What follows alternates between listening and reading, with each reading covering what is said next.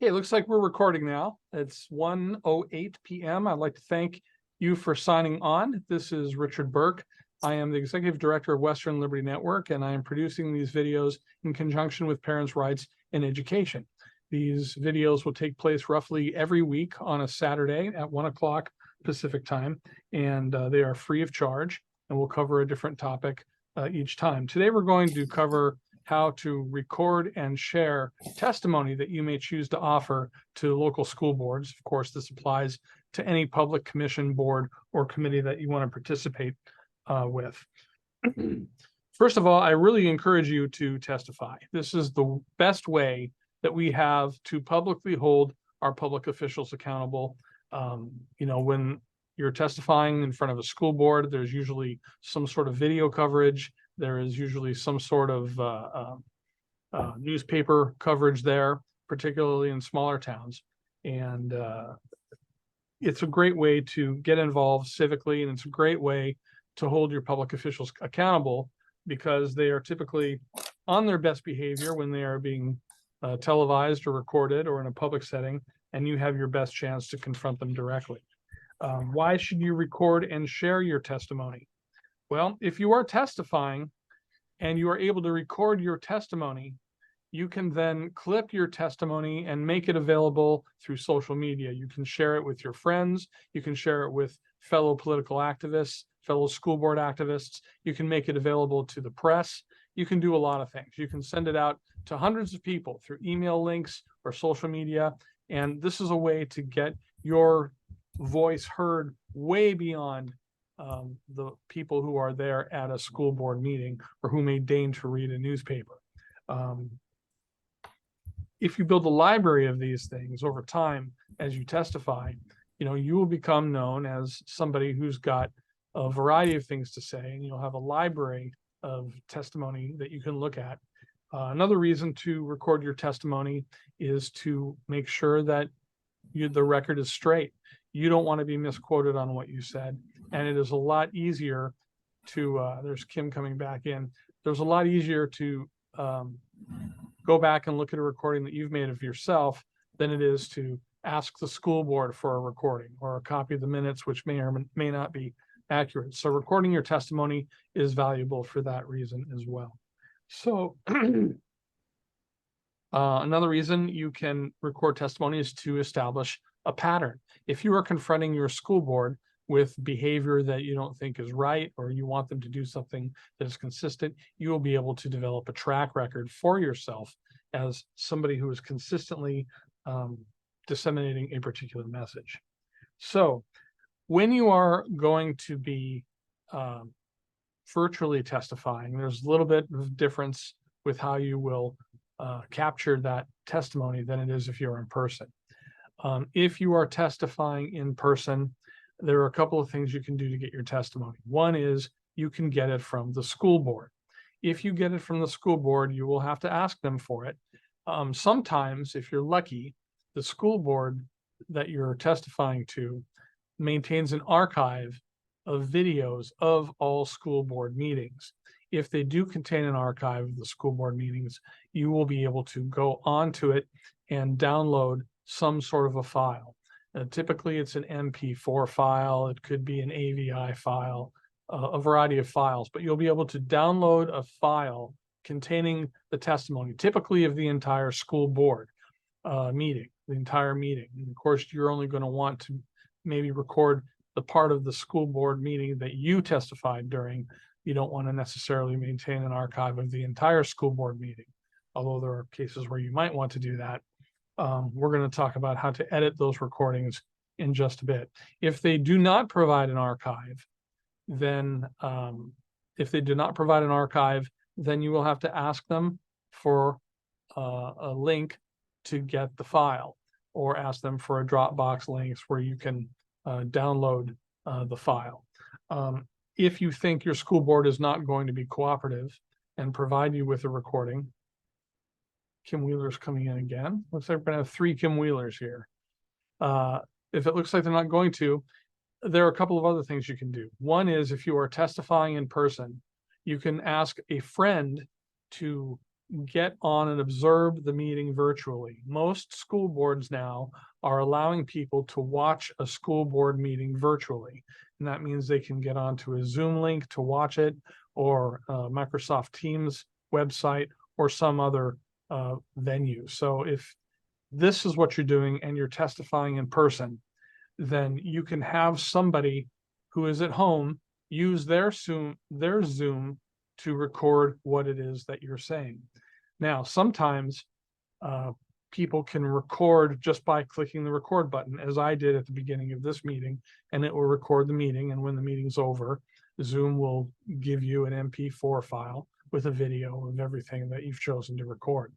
But sometimes you have to ask the school board permission to record the meeting, and they will grant you permission to do it. Now, if they don't grant you permission to do it, there is something else you can do. You can use software that captures whatever is on the screen.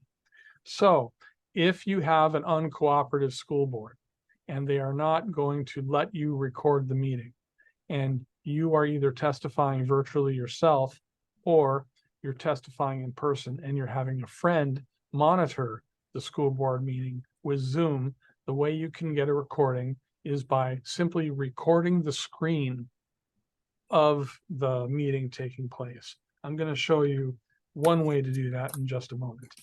But before I do that, just as a tickler, I'm going to bring you into Parents' Rights in Education, their website, and how to access this and other services from Parents' Rights in Education. I'm going to share the screen. And I'm going to bring you into the Parents Activist Training Center. You should see this on your screen right now. If you go to parentsrightsineducation.com and go to the home website, you'll be given the opportunity to set up an account with Parents' Rights for Education.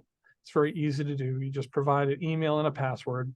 And once you have an account, you log in and you access the Parent Activist Training Center. This is the screen you will see. And so right now, there are 2 areas of instruction that are available. There will be more: how to effectively testify to your school board and how to win your school board election. We're going to begin training in this area next week. But today we're still in this area, how to effectively testify to your school board. And then you can click to see the course. And what you get is a video describing what the content of the course will be.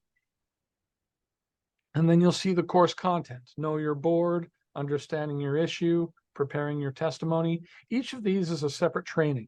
Each of these includes a variety of topics and a quiz at the end. And if you take the quiz and pass the quizzes, you can become certified by Parents' Rights in Education as a trained volunteer.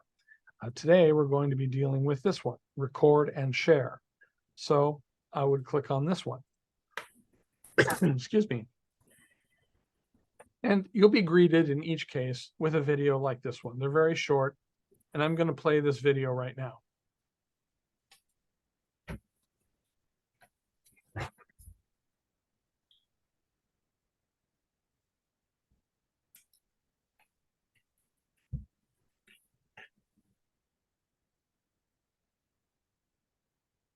Well, I'm going to try to play the video right now.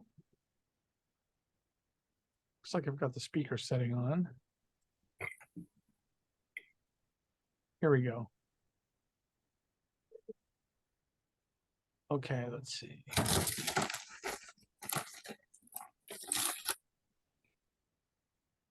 Okay, we'll start this again.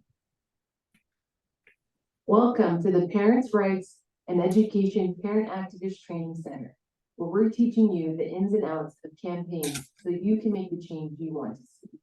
Hi, okay, so we have the basics down, but what do we do with it? It's time to get your message out and start building a network of like-minded campaigners. Remember, the goal is to get your voice heard, and that's just what this lesson is going to teach you. 2 important steps to take to make sure your message is impactful are to record your testimony, whether it's in person or virtual, and to share your recorded testimony with as many people as possible. Since Zoom is the most popular video conferencing platform, we're using it as the basis for this lesson. Plus, Zoom offers a free basic plan. Recording your testimony is important for a variety of reasons, but mostly it's the best method to document your message and share it. Whether you testify in person or virtually, recording your testimony allows it to be seen by an audience larger than those attending the school board meeting. Also, the video doesn't lie. If someone attempts to suppress your ability to testify, you can use your video as proof of obstruction and show your voice wasn't heard. Recording your testimony gives you the ability to use it as you see fit. If you are testifying in person at a school board meeting, you can use your phone or even Zoom to record your testimony. Always make sure you're visible in your video and try to get some of the room or board members in the frame as well. In the text portion of this lesson, we'll outline the steps to successfully record your video using Zoom. Whatever format you use, do your best to make it something others will be able to watch without effort. Your presentation is only as effective as clearly as it can be seen and heard. If you are testifying virtually, make sure to ask permission to record, and the attendees will need to accept the recording. Asking permission shouldn't be a problem, as school board meetings are generally a public forum. If you are denied access to recording, make a note of it and contact Parents' Rights in Education as soon as you can. Recording and sharing your testimony gives your issue more visibility and will make a stronger impact. The more people who hear your message, the more likely your testimony will influence a board's decision. Social media is the networking center of our universe and a fantastic way to find like-minded people and hopefully a few that will pass your information along. To top it off, Parents' Rights in Education is the hub to make sure these testimonies go viral and get you the largest reach possible. By utilizing our social media channels, you're sure to make an impact on your child's education. All you need to do is go to the parent portal on our website and find our submission tools.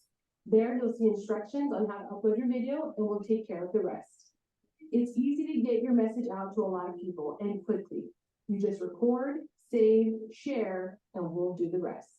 Be sure to check out the additional material on the website to learn more about this topic, take a quiz, and complete the rest of the course to get certified.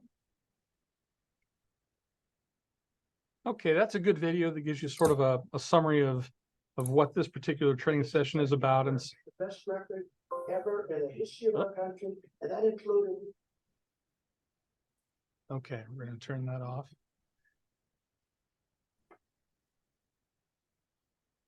Okay, so a couple of things there, and I'm going to go over this in just a moment. If a school board denies you permission to record a session, either online or if you're in person and someone else is monitoring the meeting for you, do communicate with Parents' Rights in Education to let them know, because these are public meetings.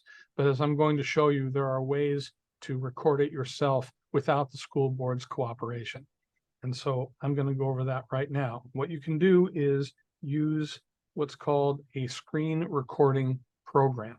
There are a lot of them out there, and I'm going to show you some of them right now by going to screen share, and I'll take you to those sites.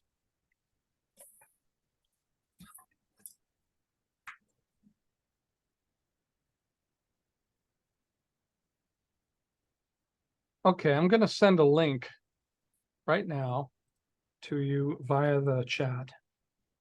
And this link will provide two websites. These websites are portals to different programs that can record a screen online. There are a lot of these programs. Most of them are free, and most of them will run on Macintosh and Windows, and some of them will even run on Linux, as I'm doing right now. But one of the links takes you to this website. It tells you a little bit about screen recording software. Again, the benefit of screen recording software is that if you are monitoring a Zoom session on the screen and the school board won't let you record, if you record using a screen program, it records all the audio and video that's taking place on your screen. And you can edit it later if you want to, or you can just use it as it is. And so these are all very good. So if I click on this one, free video screen recorder, it'll take me to a description of that program.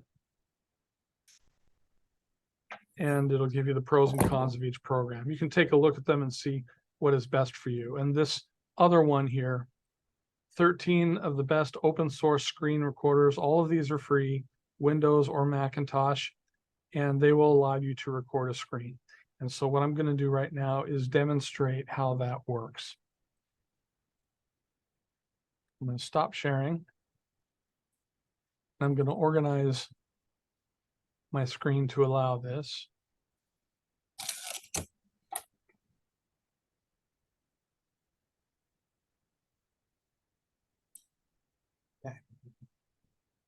Okay, I'm now sharing the entire screen. So what I'm going to do is I'm going to bring up what's called an MP4 file, a video file.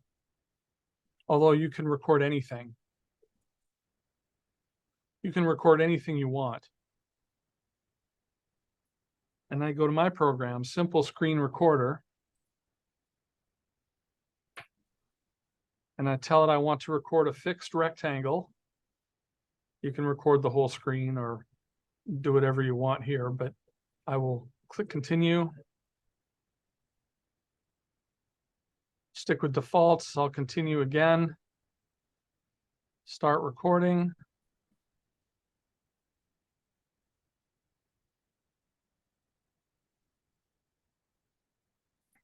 And what I'm getting is a recording of my screen. So if I want to cancel or stop recording,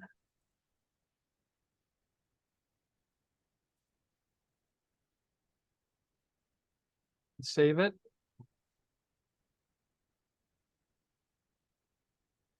You'll see that here I've got a file, another MP4 file. And if I play that, oh, it didn't like it this time. It always works in the lab, right? Must be because I'm doing it on Zoom. I'm recording a screen within a screen. But typically what these programs will do is they will record whatever is on the screen. These screen recording programs are useful when the school board is not being cooperative. I'll try this again.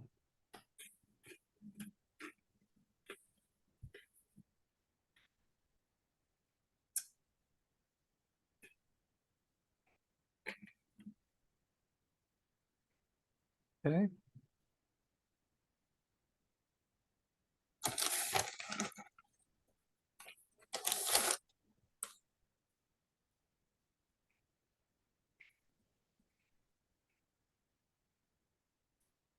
Okay.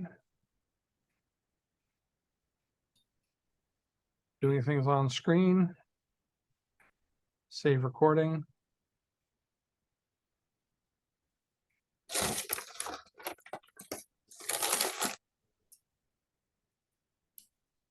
And I'll see what it does this time. Oh, didn't like it. So I'm guessing that Zoom is interfering. It doesn't like to record a Zoom within a Zoom. And so, but it shouldn't be a problem when you're doing it on a regular Zoom session rather than a Zoom within a Zoom, as I'm trying to do now. But anyway, once you have a recording, maybe you've downloaded a recording from the school board website, maybe they've allowed you to record it using Zoom yourself. Then what you are going to want to do is edit the recording so it only includes your testimony. So what I'm going to do is bring up another piece of software called Video Trimmer. I'm going to move that testimony here.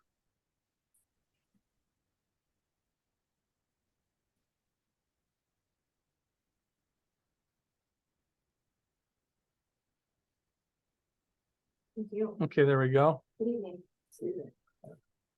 So what you can do here is, let's say I want to capture, I'm going through this and I decide I want to capture all of the testimony that takes place between 1 minute and 2 minutes. Then what I would do is I would go down here and I would type 000100. That'd be 0 hours, 1 minute, 0 seconds. And then I would go to 000300. And then just select trim. It asks me where it wants me to save the file. I'll put it on the desktop. and click Save. So here is the file that's being created right now, and that's the trimmed file. So what I'm saying here is, once you have been able to download your testimony or school board meetings video from a school board website, or you were able to create a video file like the one I just worked with by using your Zoom, then you can edit this and clip everything that's not interesting to you, so that what you have is your testimony. And here we see this is the testimony that I selected.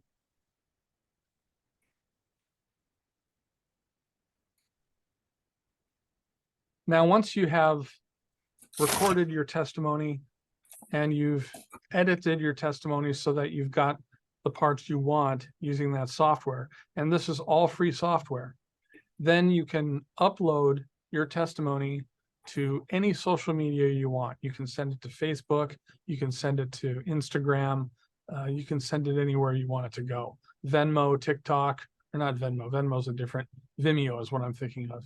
TikTok or any of those other things, YouTube, all of that can be used to take your testimony and spread it as far and wide as you have time to work on it.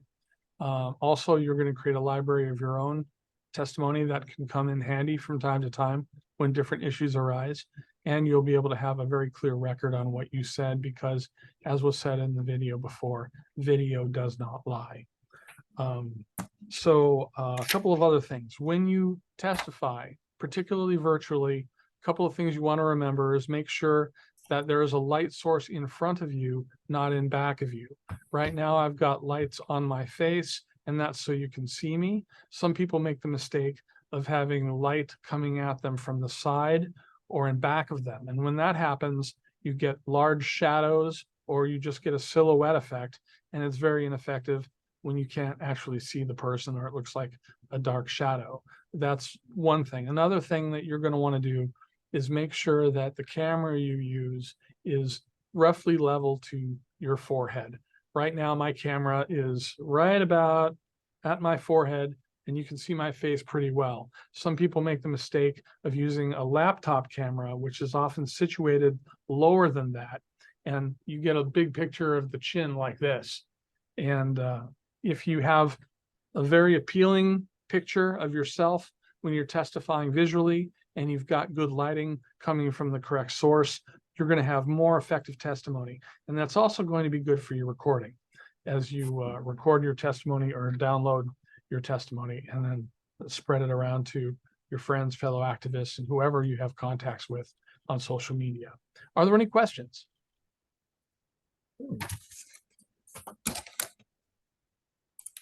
Mike, you look like you're stepping up to ask a question. Do you have something you'd like to ask? I do see one question from you. Does everybody get 3 minutes to testify at the meeting? The answer is no.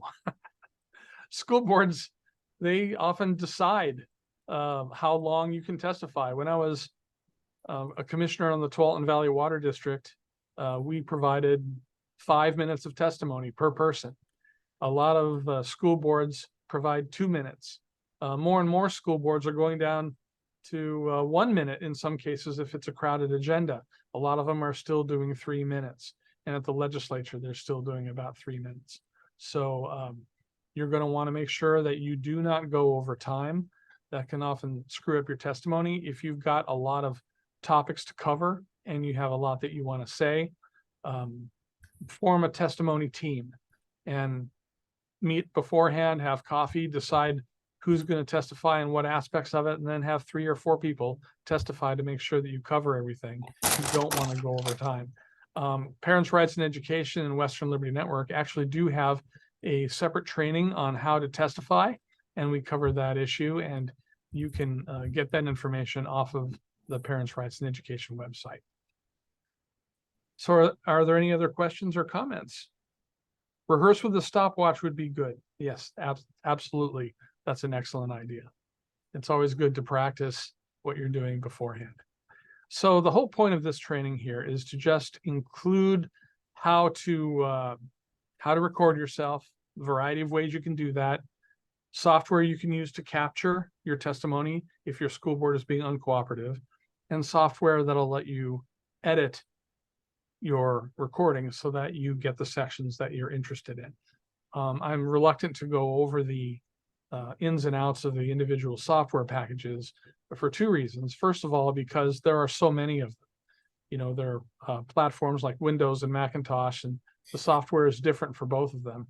And each program has different things to say. And of course, they change the software all the time. So whatever I say is not going to be correct in, you know, a couple of months. I've got a couple of hands up. I've got Michael with her hand up, and I got Michael Allen and Mike Saperstein. Michael, go ahead. Unmute your microphone and speak. Okay, Michael is my husband. Okay. AKA Cindy.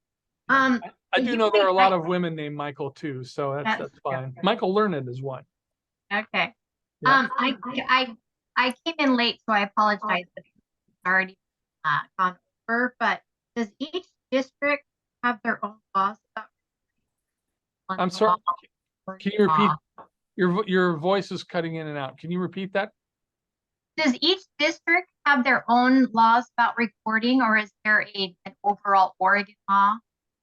Or overall Oregon law, public meeting laws say that, you know, they are all open to the public. They can be recorded. You cannot be obtrusive in your recording. For example, you can't go there with, you know, a big camera set up and cause them to rearrange furniture and whatnot. But you can certainly record them on your phone if you want to. You can bring your phone and record what's going on in a public meeting. And you should be able to record a live meeting. You know, if you're monitoring it by Zoom or you're having a friend monitor it by Zoom. And certainly these are public records. So if your school board keeps an archive of school board meetings where you can download the video, sometimes it's just the audio, go to their website and find out where the archives are. If they're not on the website, call your school board. But that's why I'm trying to encourage everyone here to use those options. Those are the easiest options to use. But if you don't have that option, download a screen recording software. So if you are testifying virtually, or you are testifying in person but have a friend that's monitoring the video, you can record everything that is on the screen, including the sound. So your testimony will be captured by the person monitoring the school board meeting. And then once you have the file, either provided from the school board or downloaded from the website or recorded yourself, then you can use a simple editing program to clip the parts of the meeting that you're not interested in and have files with only your testimony or the other areas that you are interested in. Again, I'm reluctant to go through the ins and outs of the specific software because software is updated and changes so often, and there are so many pieces of software that are available. But I am, you know, for your benefit, for the people that have come late, very quickly, I'm going to go to shared screen and show you. Let's see.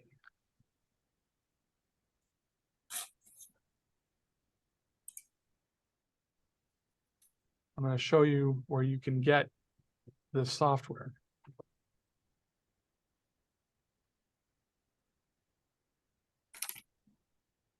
Okay, you should see that website back up now. Here is the link. I'll put it up through the chat session one more time.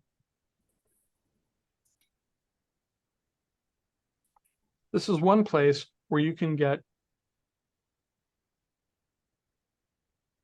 software. This is another one. I'll put this link in the chat session as well.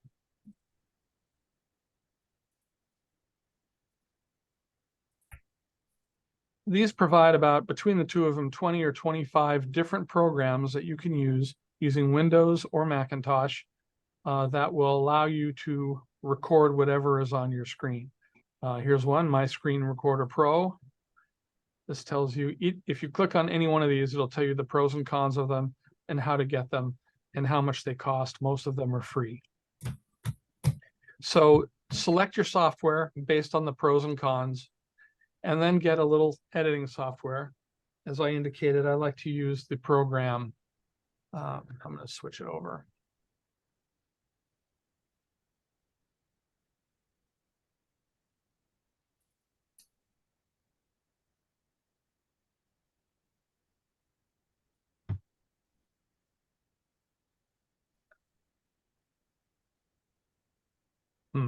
Okay. Trying to find out where to end the screen sharing because that button disappeared on my screen. Don't you love technical problems?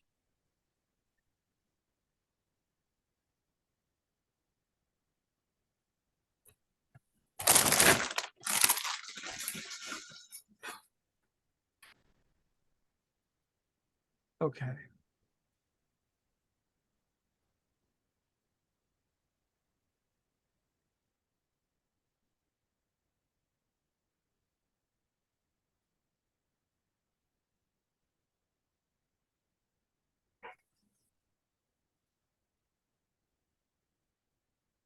Okay, there we go. Just close the window and it stops the screen sharing. Learn something new every day. So anyway, the program that I wanted to show you, and I'll show you one more time, is called Video Trimmer.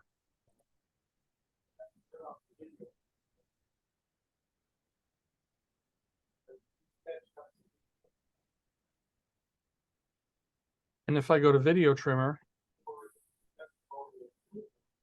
you'll see that I'll be able to find a video.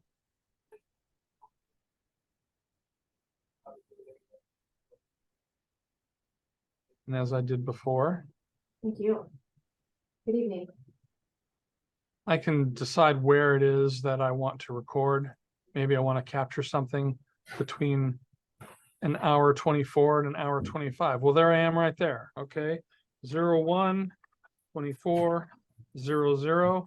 So I want to start my recording at 1 hour, 24 minutes, 0 seconds, and go to 01, 25, 00. And then I select trim. Okay. I'm going to name this selection.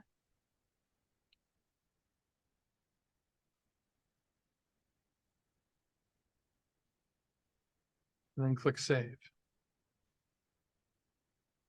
And it's going to click the trim button and it'll create the file.